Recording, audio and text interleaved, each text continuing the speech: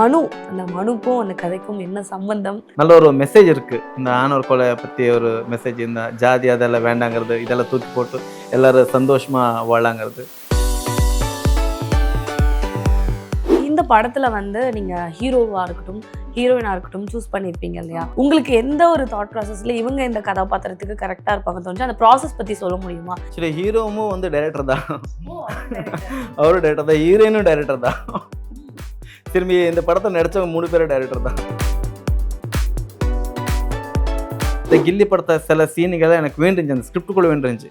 அந்த ஸ்கிரிப்டுக்குள்ள கொண்டு வரணும்னா ஹீரோ வந்து அவரை ரசிக்கிற மாதிரி தான் இருக்கணும்.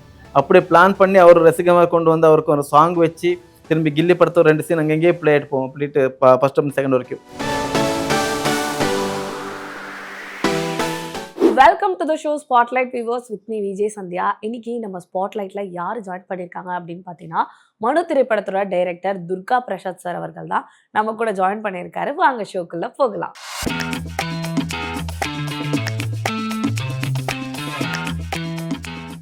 ஹாய் சார், வணக்கம். வணக்கம் மேடம். அண்ட் எப்படி இருக்கீங்க? நல்லா இருக்கேன் madam. Okay, and first of all வாழ்த்துக்கள் மனு திரைப்படத்துக்காக.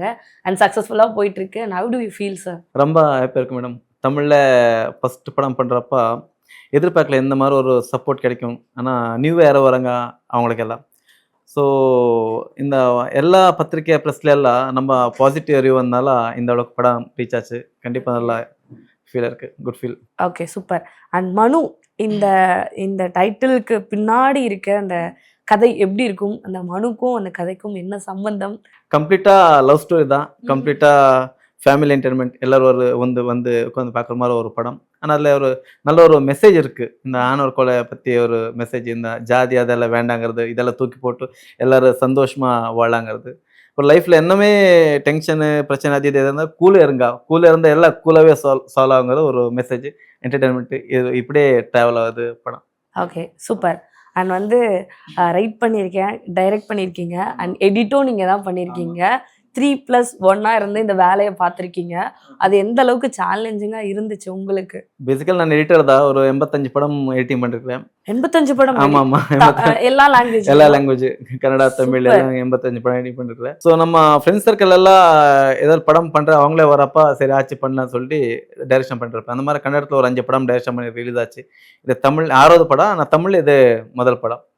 எடிட்டரே ஆனாலும் ரொம்ப இந்த லென்த்தி அது இதெல்லாம் எதுவுமே இல்லாம நமக்கு என்ன வேணும் அவ்வளோக்கு மட்டும் கரெக்டாக ஸ்கிரிப்ட் பண்ணி ஃபர்ஸ்டே பிளான் பண்ணி. அதுதான் இப்போ டைரக்டர் ரைட்டர்னா ஓகே, இப்போ எடிட்டர்னா மாஸ்டர் பிளானா எந்த சீனை வேணும் என்ன வேணும்ன்ற பக்காவா ஸ்கெட்ச் போட்டு ஒரு பிளானிங்கோட இறங்கலாம் இல்லையா? அங்க ஸ்கிரிப்ட் எழுதுறப்பே ஷார்ட் டிவைடா இருக்கும், டைமா இருக்கும், எல்லா டைம் ரீடிங் கூட வந்திருக்கு. கம்ப்ளீட்டா ஒரு சீன் ஒரு 1.5 நிமிஷம் அந்த கவுண்ட் மேலே போகும். அதனால 2 hours 17 minutes படம் ஷூட் பண்ண வந்து 2 hours 25 minutes 5 minutes ட்ரிம் பண்ணிருக்கேன். அவ்வளோ பக்கம் வந்திருக்கு. அப்போ உங்களுக்கு முன்னாடியே தெரிஞ்சிருக்கும் இல்லையா? ப்ரீ பிளான் பண்ணி இந்த சீன் தான் வேணும், இந்த சீன்லாம் வேணாம், இதனாலே நிறைய சேவ் ஆயிருக்கும் நமக்கு. பட்ஜெட்டா இருக்கட்டும், டேஸா இருக்கட்டும், அந்த மாதிரி சில விஷயங்கள்லாம் நடந்திருக்கும்ல. கண்டிப்பா சேவ் இருக்கும். அப்புறம் இந்த படம் வந்து 4 ஸ்டேட்ல ஷூட் ஆச்சு. 4 ஸ்டேட். ஆமா, என்னென்ன state? Karnataka, Andhra border, Tamil Nadu, Kerala. Heroine வீடு வந்து மேங்களூர் இருக்கும். வீட்டிலேருந்து வெளியே வர சீன் வந்து கொடைக்கானல் இருக்கு. மேங்களூருக்கு கொடைக்கானலுக்கு 800 கிலோமீட்டர் டிஃப்ரென்ஸ். வீட்டிலேருந்து வெளியே வந்தானே கொடைக்கானல் வருவாங்க, திரும்ப அங்கே நடந்து வந்தாங்கன்னா தேனியில் வருவாங்க. இப்படி பக்கா பிளான் பண்ணி எடுத்த படம் தான் இது. இந்த ஷாட் இந்த இடத்துல போய் எடுக்கணும்னு டிசைட் பண்ணி எடுத்தது. டோட்டலாக அந்த ஷூட்டிங் ட்ராவலிங் பார்த்தா ஃபுல் 4 ஸ்டேட் ரவுண்டிங் பார்த்தா ஒரு 2500 3000 கிலோமீட்டர் ஜெர்னி. அதான் சவுத் இந்தியாவே ஒரு ரவுண்ட் அடிச்சிருக்கீங்கன்னு நினைக்கிறேன் எனக்கு தெரிஞ்சு. அப்படி. ஓகே, இப்போ நீங்க சொன்ன மாதிரி தான் இந்த 4 லொகேஷன்ல போய் எடுத்திருக்கீங்க இல்லையா? இப்போ நம்ம ஒரு லொகேஷன் விட்டு லொகேஷன் மாறும்போது சில கண்டிப்பா தடங்கள் இருக்கும். கிளைமேட் சேஞ்சா இருக்கும், மழையா இருக்கட்டும், இந்த மாதிரி நிறைய சொதப்பெல்லாம் நடந்திருக்கும். இந்த மாதிரி என்னென்ன நடந்துச்சு? இல்லை, அது ஸ்கிரிப்ட் பண்றப்ப சில மூமெண்ட்டுக்கு இந்த மாதிரி தான் கிளைமேட்னு பிளான் பண்ணி அந்த ட்ரை லொக்கேஷன் இருக்குது, உங்களுக்கு கம்ப்ளீட்டாக க்ரீனர் இருக்குது, மழை இருக்குது. டோட்டலாக அந்தந்த வெதர் சப்போர்ட் பண்ணுறப்ப அந்தந்த சீன் ஷூட் பண்ணிட்டு இருந்தேன். கோயம்பேட்டில் ஒரு கான்செப்ட் வருது, ஹீரோயின் வந்துடுறாங்க. கம்ப்ளீட்டாக மழை தான் வேணும்ட்டு வித் கிளைமேட்ஸ் இருக்கு. அது ரியல் மழை, அந்த மழைக்கு வேண்டி ஒரு 2 மாதம் வெயிட் பண்ணி அந்த மழை வர டைம்ல ஷூட் பண்ணேன். இந்த மாதிரி பக்கல்ல பிளானிங் தான். அந்த பிளானிங் தகுந்த மாதிரி அந்த ஷூட் பண்ணிட்டு போயிட்டு இருந்தேன் அப்படி. Okay super. அண்ட் ரொம்ப அழகா சொன்னீங்க. அண்ட் இன்னொரு விஷயம், லைக் வந்து இப்போ நீங்க வந்து படத்தை முடிச்சுட்டு எடிட்டிங்ல உட்காந்துருப்பீங்க இல்லையா, அப்போ ஆஸ் அ டைரக்டரா எடிட்டரா இப்போ உங்களுக்கு வந்து ஒரு சில டைரக்டரா வந்து பாத்தீங்கன்னா இந்த சீன்லாம் வேணும்னு தோணும், எடிட்டரா பாத்தீங்கன்னா இந்த சீன்லாம் இந்த இடத்துல எதுக்குன்னு தோணும் இல்லையா? ஏன்னா 2 பேரா இருந்தா அந்த பெர்ஸ்பெக்டிவ் கண்டிப்பா முட்டிக்கும். இப்ப நீங்க தான் அந்த ஒரு ஆளா டிசிஷன் எடுக்கிறீங்க அப்படின்னும் போது நீங்க டைரக்டரா இருந்து காம்ப்ரமைஸ் பண்ணீங்களா அவங்கள, இல்ல எடிட்டரா இருந்து காம்ப்ரமைஸ் ஆனீங்களா? எதுல காம்ப்ரமைஸ் ஆனீங்க? இல்ல ஆக்சுவலி எடிட்டராயே காம்ப்ரமைஸ் தான். ஏன்னா நான் நடிச்ச சீனே 2 சீன் நானே தூக்கிட்டேன். நல்ல காமெடி சீன் தான். நான் லென்த்தாவ சொல்லிட்டு சரி படம் பார்க்குறப்ப அது இருந்தா ஒன்றும் ஆகாது. ஆனா ஒரு எடிட்டர் வியூ பாயிண்ட்ல பார்க்குறப்ப அது வேண்டாம்னு தோணுது. அதனால அந்த மாதிரி ஒரு 2 சீன் அது 5 நிமிஷம் ட்ரிம் பண்ண சொன்னேன் நல்லா.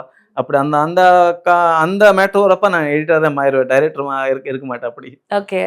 சோ எடிட்டர் தான் காம்ப்ரமைஸ் பண்ணீங்க. ஆமா கண்டிப்பா அதெல்லாம் அப்படி. சூப்பர். அண்ட் இன்னொரு விஷயம் என்னன்னா, இந்த படத்துல வந்து பாத்தீங்கன்னா தளபதி விஜய் அவர்கள் அவரோட பேனர் பத்திலாம் சில காட்சிகள் இருக்கு. சோ அத பத்தி சொல்ல முடியுமா? கண்டிப்பா சொல்ல முடியும். நாம ஃபர்ஸ்ட்ல இருந்து அப்ப இருந்தே விஜய் சார் ஃபேன். ஸ்கூலுக்கு போயிட்டு இருக்கப்ப கில்லி படம் ஒரு 10 படம் பார்த்துருப்பேன். ஆனா ஸ்கிரிப்ட் எழுதுறப்ப ஸோ ஹீரோ வந்து ஏன் தளபதியோட ஒரு ரசிகராக இருக்கக்கூடாது லவ் ஸ்டோரி. ஆனால் இந்த கில்லி படத்தை சில சீனுகளை எனக்கு வேண்டிருந்துச்சு, அந்த ஸ்கிரிப்டுக்குள்ளே வேண்டிருந்துச்சு. அந்த ஸ்கிரிப்டுக்குள்ளே கொண்டு வரணும்னா ஹீரோ வந்து அவரை ரசிகர் மாதிரி தான் இருக்கணும். அப்படியே பிளான் பண்ணி அவர் ரசிகமாக கொண்டு வந்து அவருக்கு ஒரு சாங் வச்சு திரும்பி கில்லி படத்தை ஒரு 2 சீன் அங்கங்கேயே ப்ளே ஆகிட்டு அப்படின்ட்டு ஃபர்ஸ்ட் செகண்ட் வரைக்கும் அதை த்ரூ அவுட் மூவி அவர் ஃபேனு மாதிரி இருக்கும். அதுவும் இருக்கும், அது கூட கதை அப்படி என்ன வேணும் என்டர்டைன்மெண்ட் அதெல்லாம் கூட வந்திருக்கும். அது ஒரு ரொம்ப ப்ளஸ் பாயிண்ட் கதைக்கு, ஸ்கிரிப்டுக்கு, சினிமாக்கு. அது ரொம்ப பேர் படம் பார்த்தவங்க எல்லாம் இல்லை அந்த கான்செப்ட் எல்லாம் ரொம்ப நல்லா இருக்குன்னு சொன்னாங்க. அப்புறம் அந்த கில்லி சீன் ரீக்ரியேட் பண்ணது கூட கரெக்டாக இருக்குன்னு சொன்னாங்க அப்படி. ஓகே. அண்ட் ட்ரைலர் பார்த்தீங்கன்னா 7 மாசங்களுக்கு முன்னாடியே வந்துருச்சு. அண்ட் படம் எப்போ எடுக்க ஸ்டார்ட் பண்ணீங்க? எப்போ பிளான்லாம் போச்சு? 3 இயர்ஸ் ஆச்சு. 3 இயர்ஸ். ஆமா. ஓகே. அப்போனா அரசியலுக்கு கூட வந்திருக்கல. அதுதான் இப்போ அவர் சிஎம் ஆயிட்டாரு. அரசுக்கு வரைக்கும் முன்னாலே ஒரு சாங் இருக்கு, நாளே முதல்ல நீதாடான்ட்டு. அந்த ஃபர்ஸ்ட் சாங்கே அப்பவே நம்ம எழுதி அதுவே கொண்டு வந்துட்டான். ஆனா அந்த டைம்ல நம்மளுக்கு ரிலீஸ் பண்ண முடியல. இப்போதான் ரிலீஸ் ஆயிருக்கு. அதனால 3 இயர்ஸ் பேக்கே ஸ்கிரிப்ட் கம்ப்ளீட் ஆனது. ஓகே. இல்ல இப்போ வந்து எதனால வந்து டிலே ஆச்சு படம்? டிலே ஆச்சுன்னா ரிலீஸ் ரெடி இருக்கிறப்ப எலெக்ஷன் வந்துருச்சு. எலெக்ஷன் வந்தப்ப இந்த படம் ரிலீஸ் பண்ண முடியாது. ஏன்னா விஜய் சார் இருக்கிறனால அது ஸ்டாப் ஆகும். அதனால ஒரு 3-4 மந்த் 6 மந்த் அங்கே ஸ்டாப் ஆச்சு. அப்புறம் திரும்பி தேட்டர் பிரச்சனை, தேட்டரு கிடைக்கல. புது படம்னாக்கா கொஞ்சம் தேட்டர் ரொம்ப கஷ்டம். தேட்டர் அது வேறே ஒரு கான்செப்ட் தேட்டது. அதெல்லாம் போராடி ரிலீஸ் ஆகிறதுக்கு இவ்வளோ டைம் ஆச்சு. அப்படி திரும்பி என்ன 2 இயர்ஸ் வந்து எனக்கு அந்த ஷூட்டிங் போகிறப்ப 1 இயர் வந்து மழை இல்லாதப்ப நம்ம ஷூட்டிங் பண்ணோம். நெக்ஸ்ட் டைம் ரெயின் வேணும், ரெயினுக்கு வேண்டி ஒரு 3-4 மாதம் வெயிட் பண்ணேன். அப்படி கிளைமேட் வேண்டி அது வேண்டி அதனால 1 இயர் அங்கே டைம் எடுத்தா அப்படி. Okay super. அண்ட் 85 மூவிஸ் கிட்ட நீங்க எடிட்டரா ஒர்க் பண்ணிருக்கேன்னு சொல்லியிருக்கீங்க. எப்படி வந்து எடிட்டிங்ல இருந்து டைரக்ஷனுக்கு வந்து உங்களுக்கு இன்ட்ரெஸ்ட் வந்துச்சு? எதனால வந்து டைரக்ஷனுக்குள்ள வந்தீங்க? இப்போ எடிட்டிங் பண்ணுறப்ப நம்மளுக்கே ஒரு 10 படம் எடிட் அனுப்புற 11 படம் எடிட் பண்ணுறப்ப நம்மளுக்கே தோணும், இது வேற இருந்துச்சு நல்லா இருக்குமே. அதை நம்ம மெயின்ல வரும். ஆனால் அவங்க கிட்ட சொல்ல முடியாது, வேற டைரக்டர் ப்ரொடியூசர் கிட்ட சொல்ல முடியாது. ஏன்னா அவங்க பண்ணது அவங்களுக்கு தான் பெஸ்ட்டாக இருக்கும். அதுவும் நம்ம எக்ஸ்பிளைன் பண்ணோன்னா நம்ம டைரக்டர் ஆகணும். டைரக்டர் ஆனால் அதை பண்ண முடியும்னு சொல்லிட்டு அப்புறமேலு சரி டைரக்ஷனுக்கு ஆஃபர் வந்துச்சு. ஆஃபர் வந்தப்போ ஃபர்ஸ்ட் படம் 2011 நான் ஃபர்ஸ்ட் படம் டைரக்ஷன் பண்ணுறப்ப அப்போ எனக்கு 17 வருஷம், 17 இயர்லேயே ஃபர்ஸ்ட் படம் டைரக்ஷன் பண்ணி ரிலீஸ் பண்ணேன். ஓகே. ஃபர்ஸ்ட் படம் என்ன? அது சியூன்ட்டு ஒரு படம், அது ஐ டொனேட் பற்றி ஒரு படம் பண்ணேன். நல்லா போச்சு. 5 படமும் நல்லா போயிருக்கு, நல்ல பேர் வந்திருக்கு. அங்கேருந்து 17 இயர்ஸ் ஸ்டார்ட் ஆச்சு. அங்கேருந்து ஜெர்னி கண்டினியூ வந்துட்டு இருக்கு. Okay super. இப்போ உங்களுக்கு எது ரெண்டும் உங்க கண்கள் தான் சொல்ல முடியும். பட் எது இதுல உங்களுக்கு ரொம்ப கனெக்ட் ஆயிடுச்சு? ஆக்சுவலி நான் எடிட்டர் ஆகணும்னு எடிட்டர் ஆனதில்ல. நான் ஃபர்ஸ்ட் ஒரு படம் டைரக்ஷன் பண்ணி எடிட்டர் கொடுக்குறப்ப அப்போ நான் 17 சின்ன பையன். அவங்க கரெக்டாக டைமிங் எல்லாம் வந்துட்டு இருக்கல, வெயிட் பண்ணிருக்காதுன்னு சொன்னாங்க. அது எனக்கு பிடிக்காது. ஒர்க்கில் ரொம்ப ஸ்ட்ரிக்டாக இருப்பேன். அதனால ஒரு 3 நாள் அவங்க ஒர்க் பண்ணுறதை பார்த்தேன். சிஸ்டம் நாலேஜ் எல்லாம் எனக்கு இருந்துச்சு என்னன்னு. 3 நாள் அவங்க பண்ணுறதே பார்த்து எல்லாம் ஒரு பேப்பரில் எழுதி வச்சுக்குவேன். மறுநாள் அவங்க போன பிறகு திரும்பி அவங்க பண்ண நான் ரீக்ரியேட் பண்ணுவேன். அப்படியே ரீக்ரியேட் பண்ணி 4 நாள் அந்த எடிட்டிங் என்ன ரஃப் கட்டுங்கன்னு கற்றுட்டேன். 5ஆவது அந்த படம் நான் தான் எடிட்டிங் பண்ணேன் ஃபர்ஸ்ட் படம். அப்படியே எடிட் பண்ணி திரும்ப அவங்க சப்போர்ட் பண்ணாங்க. சரி பரவாயில்ல, என்கரேஜ் பண்ணாங்க, சப்போர்ட் பண்ணாங்க. ஃபர்ஸ்ட் படம் டைரக்ஷன் கூட எடிட்டிங் கற்றுட்டேன். எடிட்டிங் கற்றுப்பா நெக்ஸ்ட் கம்ப்ளீட்டாக எடிட்டிங்கே இன்வால்வ் ஆகிட்டேன் அப்படி. அப்படிதான் போச்சு. ஓகே. நீங்க வந்து ஒரு பாயிண்ட் ஆஃப் வியூல வந்து எடிட்டிங் கத்துக்கிட்டு அப்படியே பண்ணிட்டேன்னு சொன்னீங்க இல்லையா? ஒரு ஒரு தாட் ப்ராசஸ்ல நமக்கு தோணியிருக்கும். ஓகே இதுக்கப்புறம் வந்து நம்ம நெறைய படங்கள் பண்ணலாம். இல்ல ஒரு சில விஷயங்கள் பண்ணலாம் அப்படின்னு தோணியிருக்கும்ல. அது என்னன்னு உங்களுக்கு தோணுச்சு? அந்த படம் ரிலீஸ் ஆன பிறகு டைரக்ஷன் விட எனக்கு எடிட்டிங் நிறைய படம் வந்துச்சு. கம்மியான ஒரு வருஷத்துக்கு 10, 12 படம் எடிட்டிங்ன்றதே வந்தது. கன்னடா, தமிழ் சின்ன சின்ன படம் எல்லாம். அதிலேயே போயிட்டு இருக்கிறப்ப அப்புறம் எடிட்டிங்ல இருக்கிறப்ப இந்த டைரக்ஷன் பத்தி நம்மளுக்கு கான்சன்ட்ரேட் கூட டைம் இருக்காது. அவ்வளோ பிஸி இருக்கு எடிட்டிங்ல. ஓகே. அதனால எடிட்டிங்கே போயிட்டு இருக்கு. அப்புறமேல் நம்ம நண்பர்கள் வந்தாங்க. சரி சார் நம்ம ஒரு டைரக்ஷன் பண்ணுங்க. இந்த மாதிரி படம் பண்ணுங்க சார். நெக்ஸ்ட் ஒரு படம் ஆச்சு. அதுக்கு பிறகு கன்டினியூ ஒரு 4 படம் பண்ணேன். அது எடிட்டிங்கு எடிட்டிங்கு, டைரக்ஷன் 2 ஈக்குவலா போயிட்டு இருக்கு. இப்போ அவ்வளோதான். இப்போ ஒரு படம் எடிட்டிங் முடிச்சுட்டு இங்க வந்து உட்கார்ந்திருப்பேன். ஓகே. எடிட்டிங் முடிச்சுட்டு தான் வந்திருக்கீங்க. ஆமா. காலையில 9 மணிக்கு ஷோ போச்சு பிரசாத்ல. அவங்க டைரக்டர் வந்திருந்தாங்க. ஷோ போட்டு படம் பார்க்கல நானு. போய் 2 எடிட்டிங் பண்ண உட்காந்துட்டு. 2 எடிட்டிங் பண்ணிட்டு ஷோ எண்ட் வரப்ப இங்க வந்து பிரஸ் மீட்ல மீட் ஆயிட்டு திரும்பி போய் ஒரு ரீல் எடிட்டிங் பண்ணிட்டு திரும்பி இங்க வந்து இப்போ உட்கார்ந்திருப்பேன். இப்போ போய் திரும்பி 2 ரீல் எடிட்டிங் பண்ணணும். ஓகே. பரவாயில்ல. லைக் வந்து என்ன சொல்றது? எல்லா கலையும் கையிலேயே கத்து வச்சிருக்கீங்கன்னு நினைக்கிறேன். டைரக்ஷன் ஒரு சைடு எடிட்டிங். ஆமா. அண்ட் மல்டி டேலண்ட் வந்து கையில வச்சிருக்கீங்கன்னு நினைக்கிறேன். அண்ட் வந்து எடிட்டரா ஒரு பக்கம், டைரக்டரா ஒரு பக்கம் மாத்தி மாத்தி ஒர்க் பண்ணிட்டு வந்திருக்கேன்னு நினைக்கிறேன். Okay super. இப்போ வந்து இந்த படத்துல வந்து நீங்க ஹீரோவா இருக்கட்டும், ஹீரோயினா இருக்கட்டும் சூஸ் பண்ணியிருப்பீங்க இல்லையா? அவங்க ஆடிஷன் அட்டெண்ட் பண்ணியிருப்பாங்க. ஏதோ ஒண்ணு பண்ணியிருப்பாங்க சீன் லைட்டா. உங்களுக்கு எந்த ஒரு தாட் ப்ராசஸ்ல இவங்க இந்த கதாபாத்திரத்துக்கு கரெக்ட்டா இருப்பாங்க தோணுச்சு? அந்த ப்ராசஸ் பத்தி சொல்ல முடியுமா? ஹீரோவ எப்படி இந்த படத்துக்கு எடுத்தீங்க? ஆக்சுவலி ஹீரோவும் வந்து டைரக்டர் தான். ஓ! அவரும் டைரக்டர். அவரும் டைரக்டர் தான். ஹீரோயினும் டைரக்டர் தான். திரும்பி இந்த படத்த நடிச்சவங்க 3 பேரும் டைரக்டர் தான். அவரு ஹீரோ டைரக்ஷன் பண்ண படம் வந்து எடிட்டிங் எனக்கு தான் வந்துச்சு. நான் அந்த படம் எடிட்டிங் பண்றப்ப சில சீன் நல்லா பண்ணியிருந்தாரு. பண்றப்போ ஓகே தெரிஞ்சு போச்சு அந்த சீன் எடிட் பண்றப்ப நல்ல ஒரு டேலண்ட் இருக்கு. நம்ம கதைக்கு ஓகே சூட் ஆகும்ன்னு அவர அப்ரோச் பண்ணேன். அவர் அப்ரோச் பண்ணாக்கா அவரு ஹாப்பி ஆயிட்டாரு. அதே மாரி ஹீரோயினும் டைரக்டர் தான். அவரு டைரக்ஷன் பண்ண ஒரு ஷார்ட் ஃபிலிம் பார்த்தேன். பார்க்குறப்ப நல்லா நடிச்சிருந்தாரு. ஓகே ஒரு லிங்க் மூலமா அவரவே கூப்பிட்டேன். இதே மாரி தான் இந்த ப்ராசஸ் தான் எல்லா கேரக்டருமே ஃபிக்ஸ் பண்ணேன். அப்படி ஓகே. அப்படிதான் ஆ போச்சு. அண்ட் நாங்க போஸ்டர்லயே பார்த்தோம். ஒரு அம்மா கேரக்டர் ஒருத்தவங்க ஆமா. இருந்தாங்க. ஆமா, ஆமா. சோ அவங்களோட கேரக்டர் இதுல எப்படி இருக்கும்? அவரு வந்து நம்ம ஃப்ரெண்டு தான். ஓகே. அந்த ஆர்டிஸ்ட் நம்ம ஃப்ரெண்டு தான். நம்ம கூட 2, 3 படம் நடிச்சிருந்தாரு. அந்த ஸ்கிரிப்ட் கம்ப்ளீட் ஆயி கேரக்டரைசேஷன் ஃபிக்ஸ் பண்றப்ப, அந்த இந்த இது சூட் ஆவங்க எல்லாம் ஃபர்ஸ்ட்டே மைண்டுக்கு வந்திருப்பாங்க எழுதுறப்ப. பார்த்தே இவங்கள இது போடுற இது போடலாம் ஸ்கிரிப்ட் பண்ணியிருப்பா. அந்த டேட்டுக்கு அவங்க டேட்டும் கரெக்ட்டா இருந்துச்சு. அதனால எல்லா கேரக்டரும் அதே மாரி நல்லபடியா அமைஞ்சிச்சு. அமைஞ்சிருச்சு. அப்படியா? ஓகே.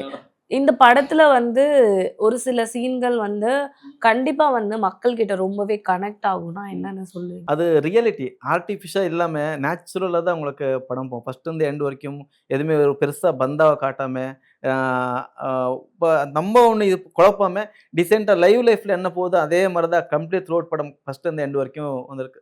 சில ஆர்டிஸ்ட்ங்க மேக்கப் இல்லாம நடிச்சிருக்காரு. நானும் ஒரு கேரக்டர் பண்ணி வித்தவுட் மேக்கப் தான். மேக்கப் கீப் ஒண்ணும் இருக்காது. அதனால. அது கூட நம்ம என்ன ஒரு சீன் ஷூட் பண்றா, அது கம்ப்ளீட்டா ஒண்ணு நேச்சர் சப்போர்ட் பண்ணணும். அந்த நேச்சர் கூட அந்த ஆர்டிஸ்ட் சப்போர்ட் பண்ணணும். அதுக்கு தகுந்த மாரி பேக்கிரவுண்ட் எல்லாம் இருக்கணும். அதெல்லாம் கரெக்ட்டா பண்ணா தான் அந்த நேச்சுரலிட்டி வரும். அதே மாரி அது ஒரு ஆண்டவனோட ஆசீர்வாதம் சொல்லலாம். ஒண்ணொண்ணா சேர்ந்து போயிருச்சு. அதான் எல்லாருக்கும் ஒரு நல்லது பண்ணணும்னு ஒரு ஜோஷ். ம், அதான் ம், அதான் ம். காரணம். ஓகே. இப்போ படங்கள் அப்படின்னு பொதுவா வந்துட்டாலே, as a director point of வியூல உங்ககிட்ட லைக் வந்து பார்த்தீங்கன்னா, லொகேஷன் ஒண்ணு மெயினா இருக்கும். அண்ட் இன்னொன்னு வந்து பார்த்தீங்கன்னா, ஆர்டிஸ்ட்டும், டெக்னீஷியன்ஸும். அண்ட் இன்னொன்னு ஒண்ணு பார்த்தீங்கன்னா, லைக் வந்து பட்ஜெட். ம். இது 3மே வந்து ஆமா. கம்பல்சரி முக்கியம். இப்ப இதுல நீங்க டெக்னீஷியனாவும் ஒர்க் பண்ணியிருக்கீங்க, டைரக்டராவும் ஒர்க் பண்ணியிருக்கீங்க. ஸோ உங்களோட பாயிண்ட் ஆஃப் வியூல எது உங்களுக்கு ரொம்ப கஷ்டமா இருந்துச்சு? பட்ஜெட்டா? இல்ல லொகேஷனா? இல்ல டெக்னீஷியன்ஸா? இல்ல ஆர்டிஸ்ட்டா? பிளானிங்ன்னு ஒண்ணு மெயின் வருது. அந்த பிளானிங் வந்து பக்கா நம்ம கரெக்ட்டா பண்ணிட்டு, அந்த பிளானிங் நம்ம ஃபிக்ஸ் ஆயிட்டோம்னாக்கா, கண்டிப்பா எல்லா இதுவுமே ப்ராப்ளம் இல்ல சொல்லலாம். ஆனா அந்த பிளானிங் மிஸ் ஆகாம நான் பார்த்துக்கணும். அந்த மாரி கரெக்ட்டா கோஆர்டினேஷன் பண்ணாக்கா, கண்டிப்பா நம்ம என்ன நெனச்ச மாரி எடுத்துடலாம். ஆனா மெயின் வந்து ஒரு சீன் வரும்னா, அதுக்கு எல்லாமும் அந்த ஃபர்ஸ்ட்டு சொன்ன மாரி லொகேஷன் அது இது எல்லாம் கரெக்ட்டா அமையணும். அந்த அமையிற மாரி நம்ம பிளான் பண்ணணும். அந்த பிளானிங் தான் இம்பார்ட்டன்ட். அந்த கரெக்ட்டா நம்ம பிளான் பண்ணிட்டோமா, கண்டிப்பா நம்ம நெனச்ச மாரி படம் எடுத்தாலும் நம்ம நெனச்ச மாரி படம் வந்துச்சுன்னா, திரும்பி அது இம்ப்ரூவ்மென்ட் எப்படி வேணா பண்ணிக்கலாம். டேபிள்ல திரும்பி ரெக்கார்டிங் அது இதுன்னு கம்ப்ளீட்டா இம்ப்ரூவ்மென்ட் பண்ணிக்கலாம். அந்த மாரி தான் இந்த படத்த ஷூட் போச்சு. அப்படி. ஓகே. நான் டிராவல்ல இருந்தனால ஃபர்ஸ்ட் கர்நாடகா தேனியிருந்து கொடைக்கானல், திரும்பி சென்னை இப்படியே டிராவல் அது எங்கேயும் யாருக்கும் வீட்டுக்கு போறமே இல்ல. அப்படி ஓகே. மங்களூர் அந்த மாரி. ஃபர்ஸ்ட் மங்களூர்ல ஷூட் ஸ்டார்ட் பண்ணா, அங்க இருந்து எல்லாம் ஆர்டிஸ்ட் எல்லாம் முடிச்ச பிறகு அவங்கள அப்படியே அனுப்பிட்டு திரும்பி அங்க டிராவல் தேனி. தேனி முடிச்சு திரும்பி மூணார். மூணார் முடிச்சு அங்க திரும்பி கொடைக்கானல். கொடைக்கானல் முடிச்சுட்டு அங்க பூம்பாறை முடிச்சிட்டு நம்ம கோயம்பேடு பஸ் ஸ்டாண்டு சரௌண்டிங் இங்க முடிச்சு இங்கதான் பேக்கப் அப்படி ஓகே, இப்படி மாத்தி மாத்தி மாத்தி போயிட்டு மாத்தி இருந்தது. டிராவலிங் இப்படி ஒரு ரவுண்ட் அடிச்சிருக்கீங்கன்னு நினைக்கிறேன் நானு.